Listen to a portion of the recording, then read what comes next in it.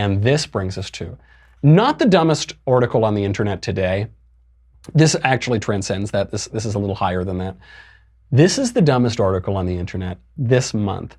The award goes to Alexis Grenell from the New York Times. The column is "White Women. After a confirmation process where women all but, white women come get your people." That "white women come get your people" is the head of it. The too long didn't read is that white women are the cause of all the problems in the world. Here's how she begins. "After a confirmation process where women all but slit their wrists, letting their stories of sexual trauma run like rivers of blood through the Capitol, the Senate still voted to confirm Judge Brett Kavanaugh." And I wonder why men call them hysterical. I wonder why they almost slit their wrists in the trauma of blood. I think what you mean is that George Soros's paid protesters ran and shrieked throughout the Capitol like a bunch of hysterical children. She goes on. Alexis goes on. "With the exception of Senator Lisa Murkowski of Alaska, all the women in the Republican conference caved, including Senator Susan Collins of Maine, who held out till the bitter end. These women are gender traitors, to borrow a term from the dystopian TV series The Handmaid's Tale." This, by the way, they can only reference trashy modern TV shows because they don't know anything about literature or history or philosophy. So this is why people, when they're discussing myth these days, they can only ever talk about Harry Potter and Star Wars. That's all millennials ever talk. They say, "You're like Dumbledore." I don't know. I haven't read Harry Potter since I was 9. But that's all they can reference because they don't have any other cultural inheritance to draw on. So she says, to borrow a term from The Handmaid's Tale, to borrow a term from Family Guy, I don't know, you're talking about some trash TV. Get over you. Or read a book. Read a book, lady, and then, you can bring out that cultural inheritance. She goes on. "They've made standing by the patriarchy, standing against the patriarchy, or by the patriarchy, a full-time job.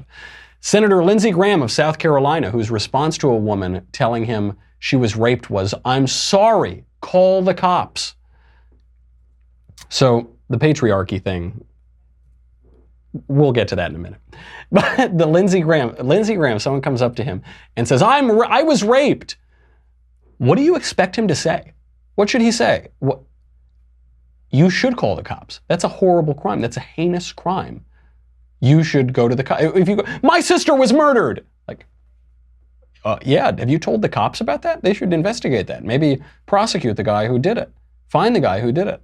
But they're just using it. They're just using the claim of sexual assault, which has been defined down to almost nothing at this point. An unwanted kiss is a sexual assault. Some guy comes up to you at a bar and you're talking and he tries to kiss you. That's a sexual assault by some definitions.